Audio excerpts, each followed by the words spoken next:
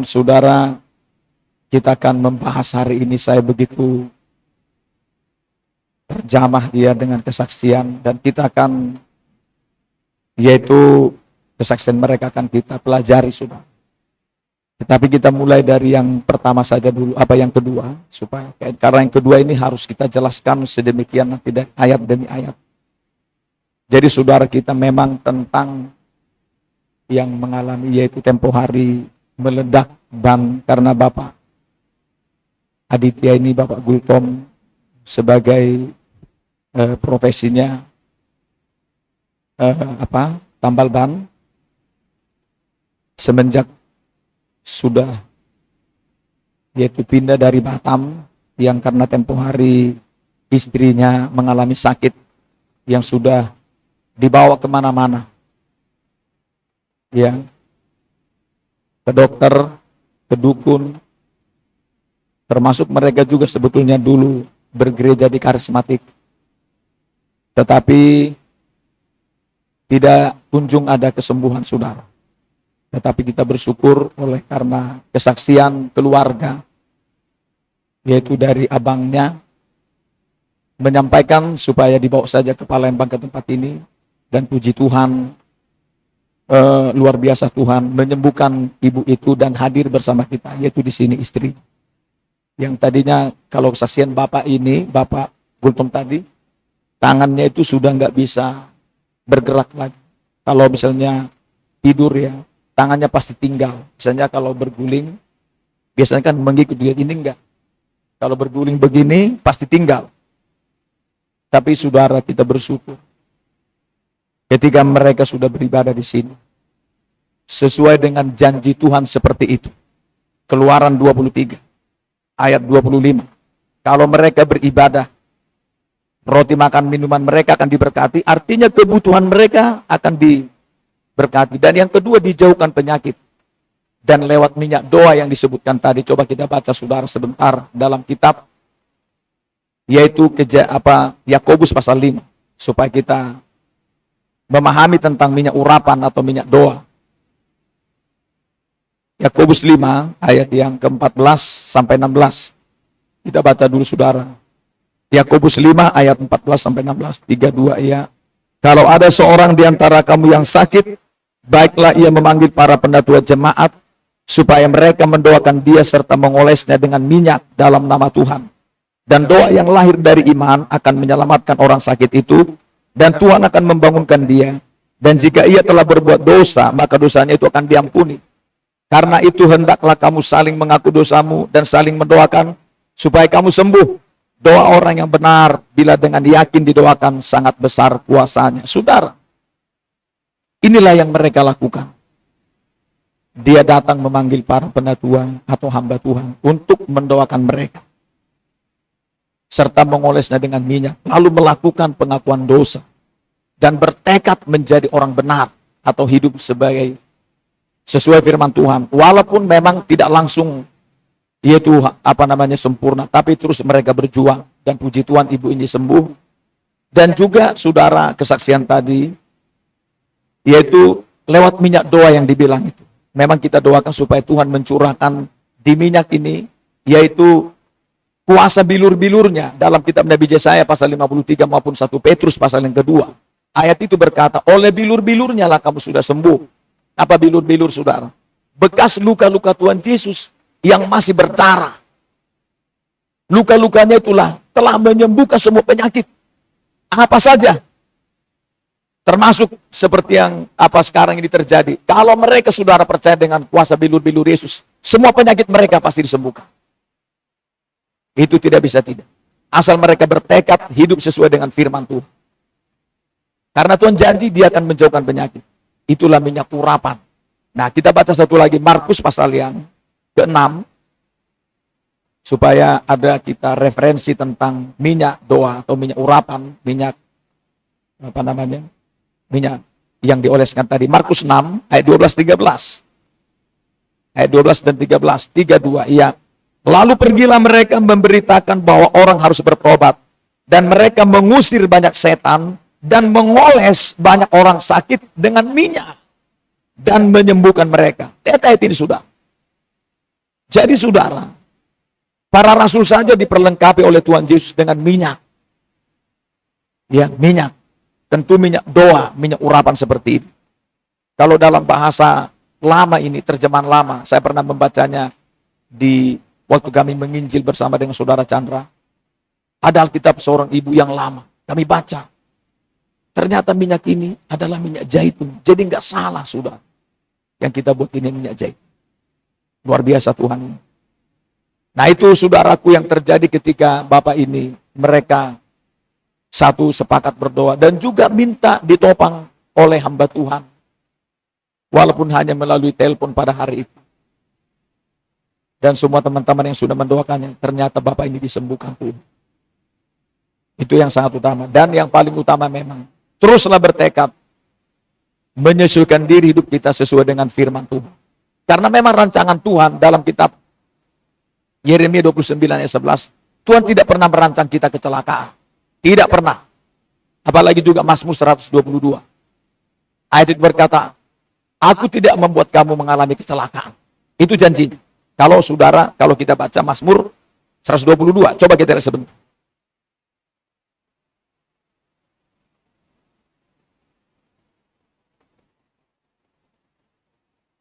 Mazmur 121 ayat, Mazmur 121 maksud saya, ayat 7.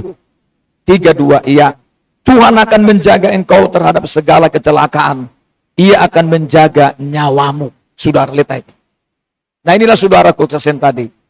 Yang kedua langsung tadi saya sebut. Nah yang pertama ini begitu penting. Coba kita baca dulu saudara tentang kesaksian Bapak Darwin tadi terkait hal-hal yang sekarang ini, apalagi minggu-minggu ini, yang akan terjadi bagi, yaitu, bagi suku-suku tertentu.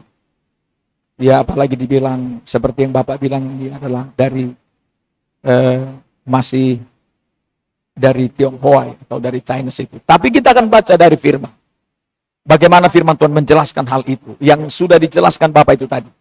Kita baca dulu saudara dalam kitab Imamat pasal 18. Ini harus kita pahami sudah. Imamat 18. Imamat 18. Kita baca ayat 1 sampai dengan 5. Imamat 18 ayat 1 sampai 5. Kalau sudah ditemukan mari kita baca bersama. 3, 2, iya. Tuhan berfirman kepada Musa, berbicaralah kepada orang Israel dan katakan kepada mereka, akulah Tuhan Allahmu. Janganlah kamu berbuat seperti yang diperbuat orang di tanah Mesir, di mana kamu diam dahulu. Juga janganlah kamu berbuat seperti yang diperbuat orang di tanah Kanaan, kemana aku membawa kamu. Janganlah kamu hidup menurut kebiasaan mereka. Kamu harus lakukan peraturanku dan harus berpegang pada ketetapanku dengan hidup menurut semuanya itu. Akulah Tuhan Allahmu. Sesungguhnya kamu harus berpegang pada ketetapanku dan peraturanku. Orang yang melakukannya akan hidup karenanya. Akulah Tuhan. Sudah lihat aja. Ini sangat sebetulnya sudah lebih dari cukup menjelaskan tentang hal-hal yang sekarang yang begitu gandrung dilakukan banyak orang, terutama kita mulai dari orang Kristen dulu sudah. Ayat ini berkata sudah jelas. Berbicaralah kepada orang Israel. Siapa Israel di sini? Israel di sini saudara adalah baik bangsa Israel secara jasmani di tanah Yerusalem sana, di tanah Kanaan itu. Dan yang kedua adalah Israel secara rohani. Seperti kita. Ini Israel, saudara ini dan saya Israel. Secara rohani. Lalu disampaikan ada Allah kita. Allah kita bernama di sini Tuhan.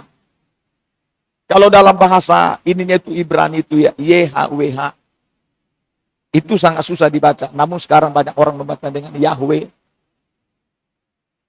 Kata mereka. Lalu kalau dibaca secara Indonesia itu Yesus sudah. Yesus. Makanya kalau kita mendoakan di dalam nama Yesus, setan itu pasti gemetar. Ya. Lalu saudara, Tuhan Yesus menemui orang Israel di tanah Mesir. Mesir gambaran perbudakan dosa. Seperti kita dulu, kita diperbudak oleh dosa.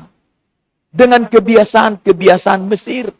Kebiasaan, itu orang Mesir itu ada banyak sudah. Terutama tentang beribadah. Jangan salah sudah. Beribadah ini kan ada dua. Ada ibadah orang Mesir, gambaran orang-orang yang belum di dalam Tuhan, yang belum memiliki status sebagai orang Israel secara rohani. Mereka juga punya ibadah. Ibadah seperti apa? Coba kita baca sebentar 2 Tawarik, 2 Raja-Raja 17. 2 Raja-Raja 17. Saya harus sampaikan firman ini saudara buat kita. 2 Raja-Raja 17. Kita baca. Yaitu di sini.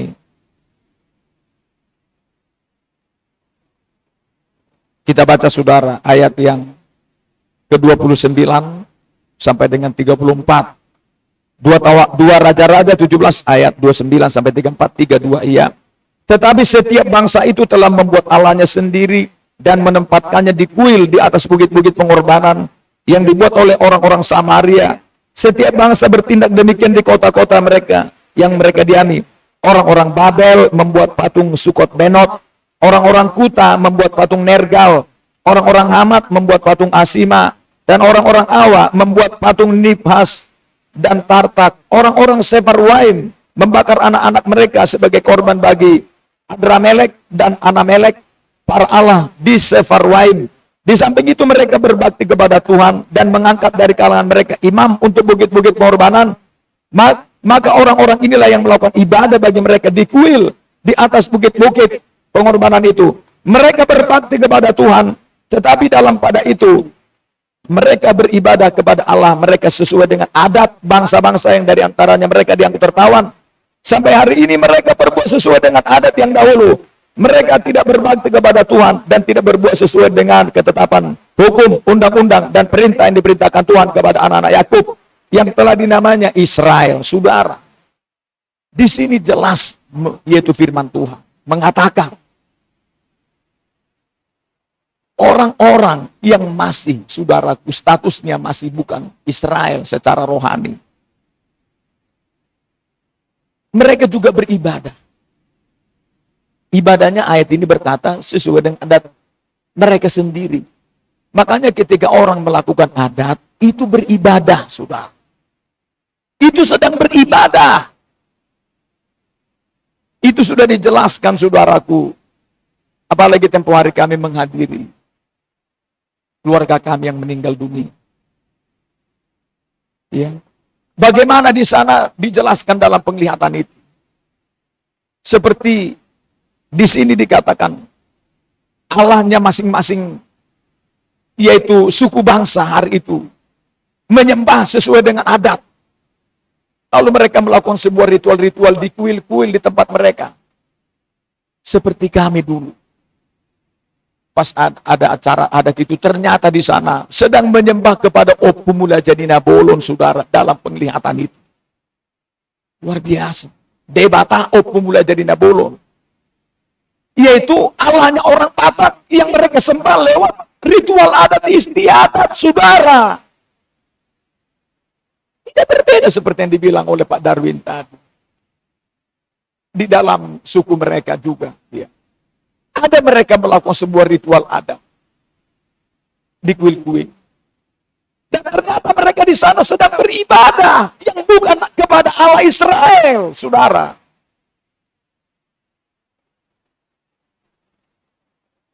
Itu beribadah. Dan ini herannya, dua-duanya dipegang sampai hari ini.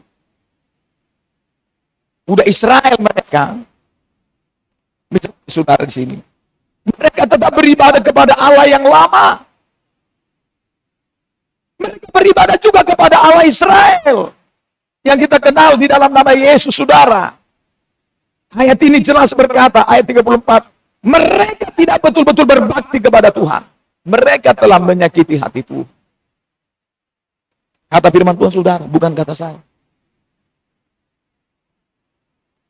Nah coba kita baca Allah, kalau dalam Alkitab berkata, coba kita baca dulu dalam kitab 1 Tawarik 16. 1 Tawarik 16 saudara. Ya. Ada banyak ritual-ritual. Di setiap suku itu ada. Jangankan dulu kita suku dari Chinese atau Tapanuli, suku Jawa, suku Sulawesi dan semuanya itu ada itu saudara, ritual penyembahan dengan cara adat kebiasaan mereka saudara. Itu urusan mereka, tapi kita sebagai status Israel secara rohani, kita tidak boleh lagi seperti itu saudara. Tidak boleh gandeng yang dulu, gandeng juga Tuhan Allah Israel, itu tidak boleh. Bukan kata saya, firman yang punya Tuhan yang benar. Kita 16. Kita baca saudara ayat 26, 32 iya. Sebab segala Allah bangsa-bangsa adalah berhala, tetapi Tuhanlah yang menjadikan langit. Sebab segala Allah bangsa-bangsa adalah berhala. Iya, ada banyak Allah sudah. 1 Korintus 8. Tapi hanya satu Allah yang benar. Allah Abraham, Isa dan Yakub yang kita kenal dalam nama Yesus.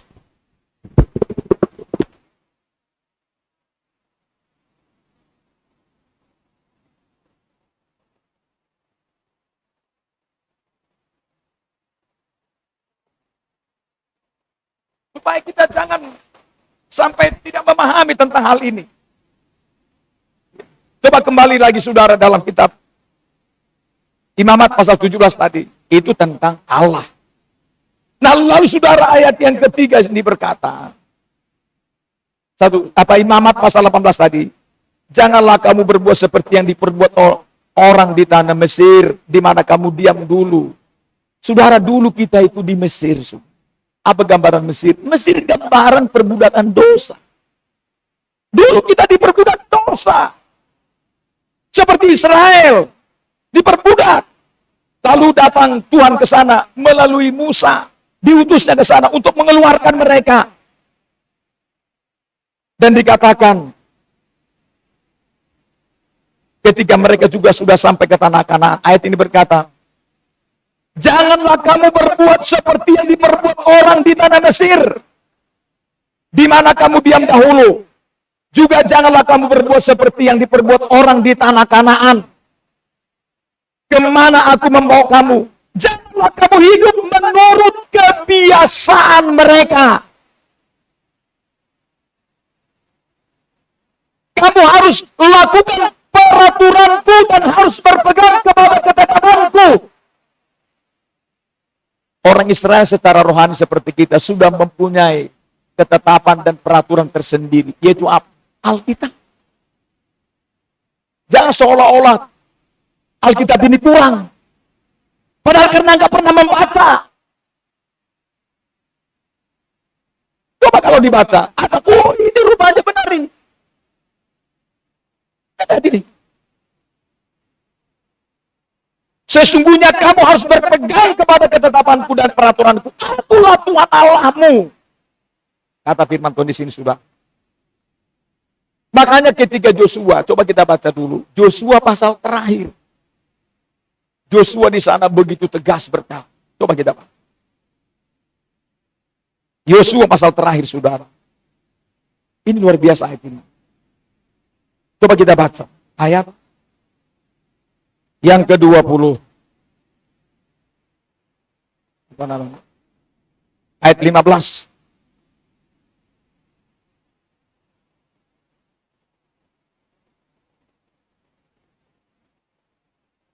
Ayat 14 dan 15. Yosua 4 ayat 14, 15, 3, 2. Iya. Oleh sebab itu, takutlah akan Tuhan dan beribadahlah kepadanya. Dengan tulus ikhlas dan setia. Jauhkanlah Allah yang kepadanya nenek moyangmu telah beribadah di seberang sungai Efrat dan di Mesir. Dan beribadahlah kepada Tuhan. Tetapi jika kamu anggap tidak baik untuk beribadah kepada Tuhan, pilihlah pada hari ini kepada siapa kamu akan beribadah. Allah yang kepadanya nenek moyang beribadah di seberang sungai Efrat, atau Allah orang Amori yang negerinya kamu diami ini. Tetapi aku dan seisi rumahku, kami akan beribadah kepada Tuhan. Saudara, ini mengulangi tadi Imamat 18. Saudara, nenek moyangnya Abraham, orang tuanya di Ur-Kasdim. Ya, di Ur-Kasdim. Di Efrat. Mereka di sana, saudara, juga beribadah sebelumnya kepada Allah-Allah yang bukan Allah Israel, yang kita kenal sekarang dalam nama Yesus. Lalu ketika mereka sampai di tanah Amori, tanah Kanaan, itu yang dimaksud, saudara. Kalau gambaran sekarang tanah Kanaan, yaitu di negeri hidup oleh roh. Kalau dulu di Mesir hidup oleh daging. Ayat ini berkata, jangan kamu beribadah kepada yang dahulu, juga ketika kamu sudah diam sekarang di sini. Yaitu orang Kanaan kan juga punya Allah. Jangan kamu ikut-ikutan dengan mereka, kata ayat ini. Sekarang pilih saja. Kamu tegaskan dulu pilihanmu, kata firman di sini. Pilih. Kamu mau beribadah kepada Allah nenek moyangmu yang beribadah di sungai Efrat, seberang sungai Efrat, atau Allah orang Amori yang kamu diami sekarang. Tetapi aku dan seisi rumahku, kami akan beribadah kepada Tuhan. Lihat, udah jelas. Seperti yang dibilang tadi Imamat 18. Jangan kamu beribadah kepada Allah ketika Allah orang Mesir. Ketika kita diperbudak dosa itu maksudnya. Kita dulu hidup sesuai dengan kebiasaan kita yang lama seperti orang kita Tapanuli. Orang kita juga suku yang lain. Apalagi yang dijelaskan oleh Pak Darwin tadi dari Chinese. Juga ketika kita sudah sampai dipanggil oleh Tuhan Yesus menjadi orang percayaannya, hidup oleh roh, jangan kita beribadah lagi kepada kita yang Allah yang dahulu. Atau Allah yang diperkenalkan oleh orang lain. Hanya satu Allah yang kita kenal. Allah yang Esa. Yang kita kenal di dalam nama Tuhan Yesus Kristus, sudah. Harus dipahami. Ya. Tuhan Yesus Kristus. Makanya dari kata tiga ini saja, Tuhan Yesus Kristus itu Tritunggal. Tuhan Yesus Kristus, Kristus yang diurapi, Roh Kudus yang dimaksud, saudara. Tuhan Allah kita, Yesus yang adalah anak tunggal itu, saudara. Harus dipahami. Nah, ayat tadi berkata di sini, janganlah kamu hidup menurut kebiasaan mereka. Ya. Kita sudah mempunyai sekarang ini kebiasaan yang baru. Kalau sekarang istilah, kalau di pandemi ini, new normal. Kita mempunyai, saudaraku, new normal di dalam Tuhan. Apa itu, saudara? Hidup sesuai dengan ketetapan peraturan Tuhan, yaitu Alkitab. Sudah lebih dari cukup buat kita. Untuk membawa kita, saudaraku, hidup berbahagia. Seperti kata Tuhan Yesus, Lukas 11 ayat 28 berkata, kalau kamu mendengar firman dan melakukan, hidupmu akan berbahagia. Tapi kalau kita gandeng Tuhan, gandeng juga, saudaraku, dengan kebiasaan lama kita. Ritual yaitu ibadah yang lama, ya sudah, selesailah kita. Tuhan itu cemburu, saudara, dalam Keluaran pasal 20 maupun Ulangan 5. Nah, saudara, coba kita baca dulu, saudaraku. Yaitu firman Tuhan berkata, bagaimana, saudaraku, yaitu di dalam kitab, coba di dalam kitab 2 Raja-Raja pasal 10. Di sini dulu Tuhan melalui Yehu, waduh, saudara, diberantas habis oleh Yehu. Karena hari itu orang Israel sudah berada mereka di tanah Kanaan. Mereka menyembah kepada Baal, hal lain. Lihat di sini, saudara. Coba kita baca 2 Raja-Raja 10.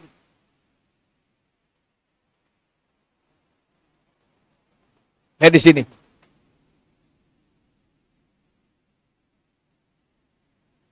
Ayat 20. Atau kita baca saja dari ayat 18 sampai dengan 22. 32. Ya. Kemudian Yehu mengumpulkan seluruh rakyat, lalu berkata kepada mereka, adapun Ahab masih kurang beribadah kepada Baal, tetapi Yehu mau lebih hebat beribadah kepadanya. Oleh sebab itu, panggillah menghadap aku semua nabi Baal, semua orang yang beribadah kepadanya dan semua imamnya. Seorang pun tidak boleh tidak hadir, sebab aku hendak mempersembahkan korban yang besar kepada Baal. Setiap orang yang tidak hadir tidak akan tinggal hidup. Tetapi perbuatan ini adalah akal Yehu, supaya ia membinasakan orang-orang yang beribadah kepada Baal. Selanjutnya Yehu berkata, tentukanlah hari raya perkumpulan kudus bagi Baal. Lalu mereka memaklumkannya. Yehu mengirim orang ke seluruh Israel. Maka datanglah seluruh orang yang beribadah kepada Baal. Tidak seorang pun yang ketinggalan.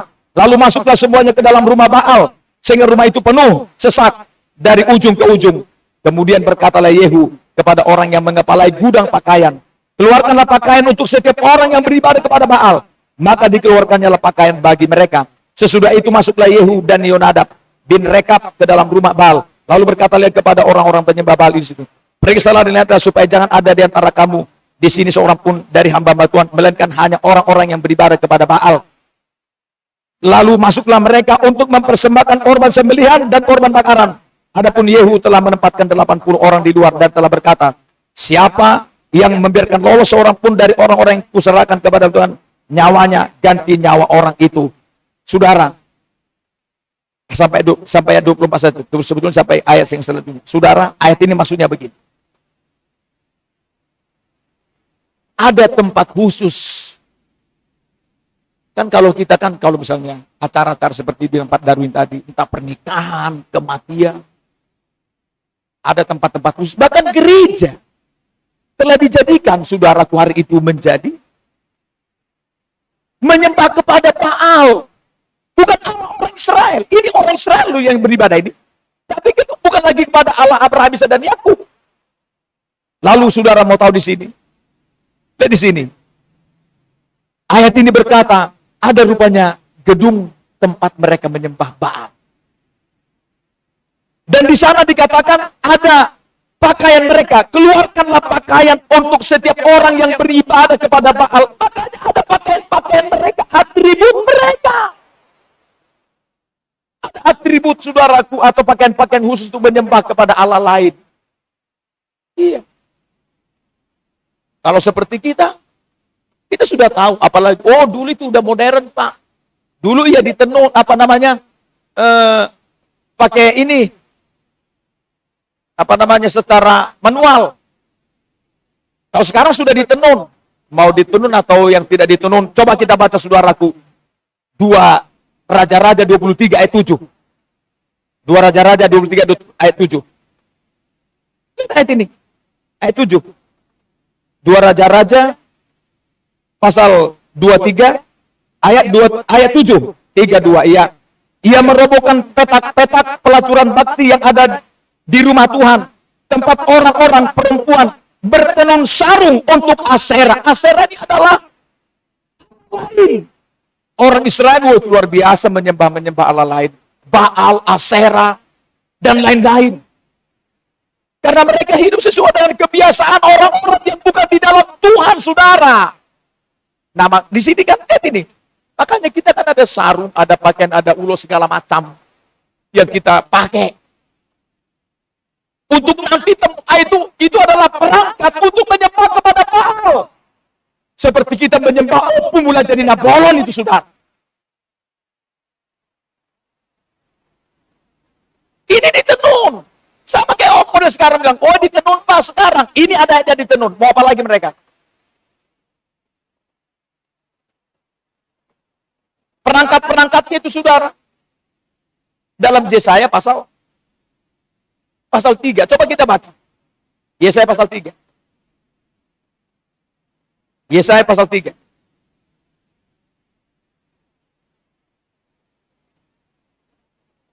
Kita baca saudara. Ayat 16.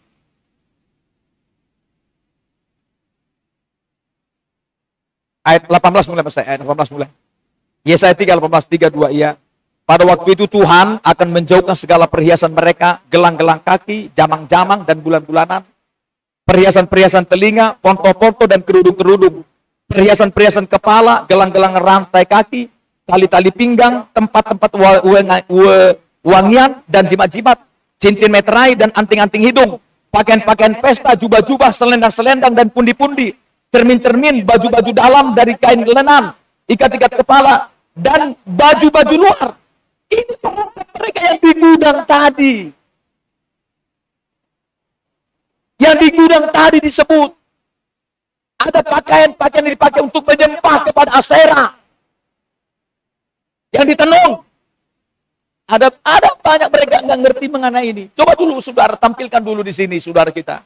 Yang dalam kitab 1 Petrus pasal 1 ayat 18. Bahasa Tapanuli ada. 1 Petrus 1 ayat 18 dan 19. Ini bahasa Tapanulinya dulu nih. Biar dibaca dulu. Kalau bahasa Indonesianya, nanti kita baca. Lihat ini saudara, inilah perangkat-perangkat yang ada di gudang itu. Saya pernah saudara aku melihat sebuah tempat. Ini semuanya waktu saya menginjil. Keluarganya mengalami sakit. Wah ini rupanya persis seperti yang ada di Alkitab itu dalam hati saya hari itu. Di gudang. Ya, luar biasa. Coba ditampilkan dulu. Banyak orang gak paham mengenai ini saudara. Membela diri. Udah ada ayatnya pun masih membela diri. Udah ada kesaksian mengenai penglihatan pun masih membela diri. Mati-matian mereka membela diri. Untuk menyembah Allah yang bukan Allah Israel. Iya saudara. Kita ini sudah punya peraturan tersendiri. Ketetapan. Yaitu firman Allah yang kita lakukan. Tidak kurang, tidak lebih. Sempurna peraturan firman Allah. Dalam Yakobus pasal yang pertama. Ini hukum yang sempurna ini saudara. Nggak boleh ditambah, nggak boleh dikurang. Cukup ini. Karena nggak pernah baca saja. Mungkin mereka membaca tapi nggak dibukakan pemahaman. Itu saja. Karena mereka tidak sungguh-sungguh. Mereka kira lalu dengan ada gelar, maka dibukakan pengertian. Tidak seperti itu. Roh Kudus yang membukakan pengertian.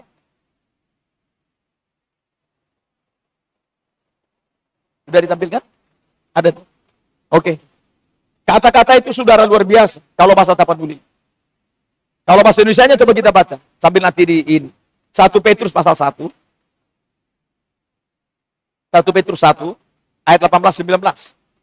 Coba kita baca sudah. Saya sangat tertarik dengan tadi kesaksian Pak. Kita baca dulu 1 Petrus 1 ayat 18-19, 3-2 ya. Sebab kamu tahu bahwa kamu telah ditebus dari cara hidupmu yang sia-sia, yang kamu warisi dari nenek moyangmu itu, bukan dengan barang-barang yang fana, bukan pula dengan perak atau emas, melainkan dengan darah yang mahal, yaitu darah Kristus yang sama seperti darah anak domba yang tak bernoda dan tak bercacat. Ini saudaraku, cara hidup yang kamu warisi, itulah tadi kebiasaan kita dulu. Cuman banyak orang berkata, lalu kalau dia berupa misalnya ulos, tapi dengan saudaraku, apa namanya? Dengan karya seni, seperti model songket dibuat. Tidak menggunakan nama-nama. Misalnya nama-nama itu kan peruntukannya untuk apa? Contoh apa itu namanya ulos untuk orang meninggal itu, suaminya atau istrinya? Ulos tujung ya. Dan nanti yang ngasih itu tulangnya, pamannya, nggak boleh lain. Apalagi memasukkan mayat ke dalam peti. Pakai ritual. Pakai ulos tujung, woi mengerikan. Coba kalau saudara itu, misalnya ulos itu, saudara pakai tidur. Pagi-pagi dilihat, siapa udah meninggal ya? Iya. Tapi kalau dia berupa karya seni, yang peruntukannya bukan untuk menyembah itu.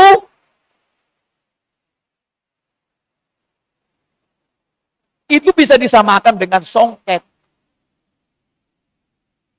Persoalannya kan bukan itu. Peruntukannya hanya untuk adat istiadat itu. Nggak boleh nanti saudaraku boru. Iya itu boru itu kalau retapan boru itu mengudosi hula-hula, mana boleh. Pemali.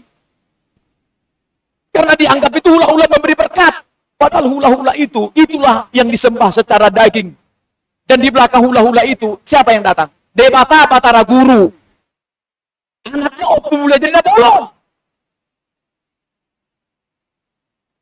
Di situ dia diwakilkan. Makanya kalau dalam penglihatan ya, kalau ada hula-hula di situ sudah berdiri tuh Dewata Batara Guru. Kalau saudaraku yang namanya dongan tubuh, itu di situ sudah berdiri di situ, yaitu Dewata Mangala Bulan. Apalagi ada boru yang sibuk. Dewata Mangala Sori. Semuanya mempunyai pakaian tersendiri. Dan ketika mereka nanti melakukan ritual, saudara, sebuah ritual itu sedang menyembah kepada Opung Mulia Jadi Bolong.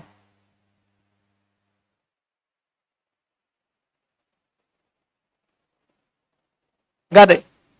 Enggak ada. Oke. Kalau bahasa Tapanuli begini, saya sebutkan saja. Ai di boto hamudo, ndak ada binahen di sere manang na perak. Naolo buruki. Ubay na malua hambusian adat muna na sumarniulay. Natin yang muna sian akama muna. Alay holan ala ni muda ni Yesus Kristus itu. Naso marlidang. Itu kalau bahasanya. Jadi kita harus keluar dari sana, dari kebiasaan-kebiasaan cara kita yang dulu. Sekarang kita punya kebiasaan yang baru. Apa? Hidup sesuai dengan firman. Makanya sesuaikan firman Tuhan dulu segala sesuatunya. Saya percaya dengan itu, saudara. Kita baru diberkati itu. Kita pasti berbahagia. Maka saudara hari, saya bersyukur dengan kesaksian itu. Semua kita saudaraku suku-suku bangsa punya adat istiadat. Di sana saudaraku namanya ritual menyembah kepada cara yang lama. Adat itu. Tapi ke saudara kan ada dua adat. Yang kedua apa? Adat yang mengatur tentang norma-norma kemanusiaan atau norma-norma kesopanan. Contoh. Tidak salah kita saudaraku memanggil bibi, mbak, abang boru, tulang. Apalagi saudara. Atau misalnya mau masuk rumah. Kulonun, sampurasun. Tidak masalah. Tidak masalah. Kalau yang namanya, itu kan namanya adat kesopanan. Contoh rewangan. Bagaimana? Wah, ada rewangan di sana. Artinya bekerja sama gotong royong. Tidak ada masalah. Tapi kalau soal tentang ritual, tentang saudaraku melakukan seperti adat itu namanya sedang menyembah kepada Allah. Itu yang ditentang firman Allah.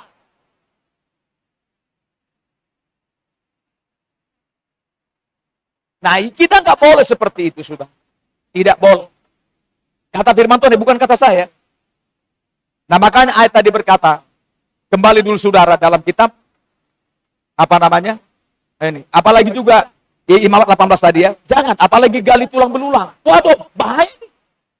Coba kita baca dulu 2 Raja-Raja, pasal yang ke-23. Kembali dulu. Supaya jangan kita ikut-ikutan gali tulang belulang lah. Coba kita baca.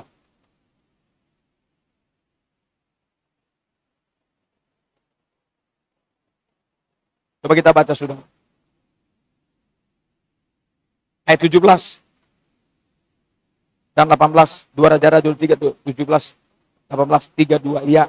Ia berkata, apakah tanda keramat yang kulihat itu? Lalu orang-orang di kota itu menjawab dia, itulah kuburan abdi Allah yang sudah datang dari Yehuda dan yang telah menyerukan segala hal yang telah kau lakukan terhadap Mesbah Betel ini.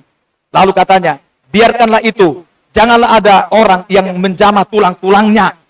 Jadi mereka tidak mengganggu tulang-tulangnya dan tulang-tulang nabi yang telah datang dari Samaria.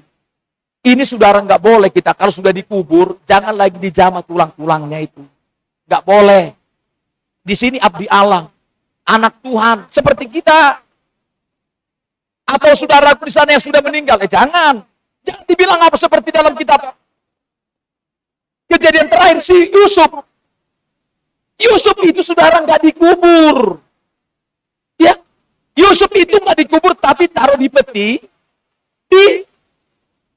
di balsami, di bumi, ditaruh pengawet, ditaruh dulu di sebuah tempat seperti kalau ada rumah sakit ada tempat mayat, ditunggu sampai datang nanti orang yang ngambil.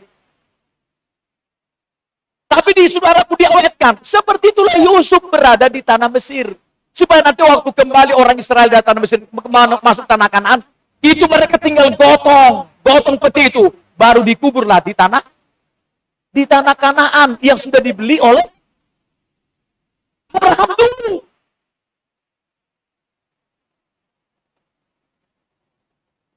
Ya, ada tanah penguburan mereka. Di sana dikubur dia. Hari itu belum, itu dibilang, oh ini tulang belulangnya Yusuf ini nih, digali. Enggak ada digali di sana. Jangan salah saudara, membawa tulang belulang bukan berarti menggali. Membawa di sana peti yang di dalamnya ada mayatnya si Anu, di dalamnya ada tulang-tulang, bukan menggali. Ayat ini berkata, jangan kamu mencapai tulang-tulang sudah dikubur itu. Jangan salah saudara. Nah inilah firman Tuhan yang boleh saya sampaikan. Dan heran saudara mau tahu, imam-imam itu kan diangkat oleh mereka. Imam-imam kepada adat kebiasaan saudara tahu siapa? Itulah hula-hula, itulah imam, itulah pendetanya. Karena dianggap hula-hula itu memberkati. Dari mulai dari Napoleon. Walaupun di situ ada pendeta, tapi dia boru. Nggak mungkin ada yang bisa memberkati itu. Hula-hula berkata begini. Datanglah boru atau doa tubuh. Salah besar itu saudara. Yang memberkati itu adalah hamba Tuhan. Dalam kitab Bilangan pasal yang ke-6. Maupun dalam kitab Mazmur 133. Itu walaupun dia baru. Jangan salah saudara. Jadi nggak boleh diputar balikan. Lalu nanti digabung. Kalau nggak gabung Yesus dibawa kepada nama adat istiadat. Tuhan, datanglah kau di adat kami ini. Nggak datang itu. Enak kali dia. Ritual adat istiadat, tapi nama Tuhan dibawa. Nggak bisa sesuai peraturan firman lah baru Tuhan hadir. Keluar dari peraturan firman Tuhan tidak hadir walaupun nama Tuhan disebut. Makanya Alkitab ngomong, jangan kau sembarangan menyebut nama Tuhan dalammu. Kata Keluaran 20 maupun Ulangan pasal yang ke-5.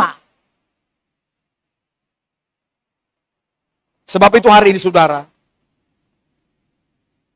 kita yang menjadi anak Tuhan ini, ayat tadi berkata, kita ulangi dulu, satu, membaca saja. Supaya firman ini tergores di hati kita. Kita baca, Imamat 18 ayat 1 sampai dengan 5, 3, 2, ya. Tuhan berfirman kepada Musa, berbicaralah kepada orang Israel, dan katakan kepada mereka, akulah Tuhan Allahmu, janganlah kamu berbuat seperti yang diperbuat orang di tanah Mesir, di mana kamu diam dahulu. Juga janganlah kamu berbuat seperti yang diperbuat orang di tanah Kanaan, kemana aku membawa kamu. Janganlah kamu hidup menurut kebiasaan mereka.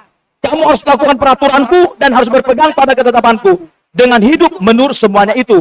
Akulah Tuhan Allahmu. Sesungguhnya kamu harus berpegang pada ketetapanku dan peraturanku.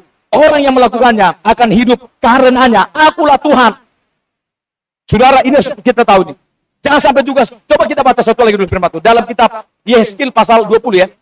Coba kita baca. Yang berkata begini.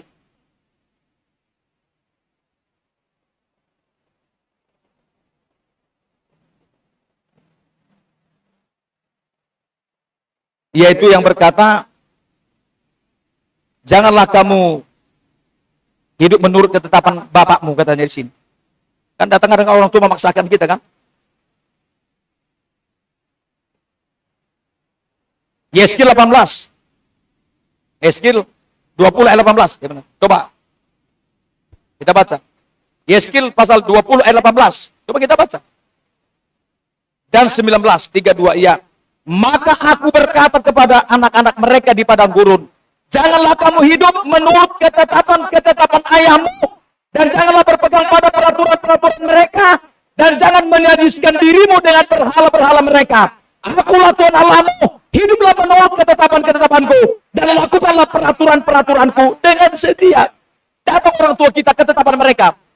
Walaupun orang tua kita, kalau ketetapannya itu adalah menyangkut kepada penyembahan ritual-ritual seperti itu, jangan turuti.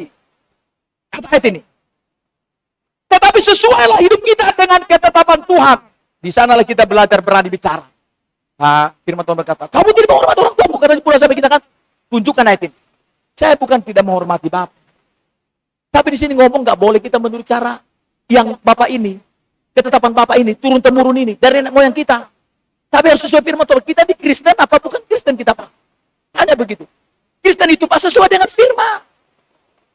Dengan itulah saudaraku, kalau kita lakukan dengan setia firman Tuhan ini, Yesus berkata, kalau kamu mendengarkan firman-Ku dan melakukannya, maka berbahagialah hidupmu. Haleluya. Amin.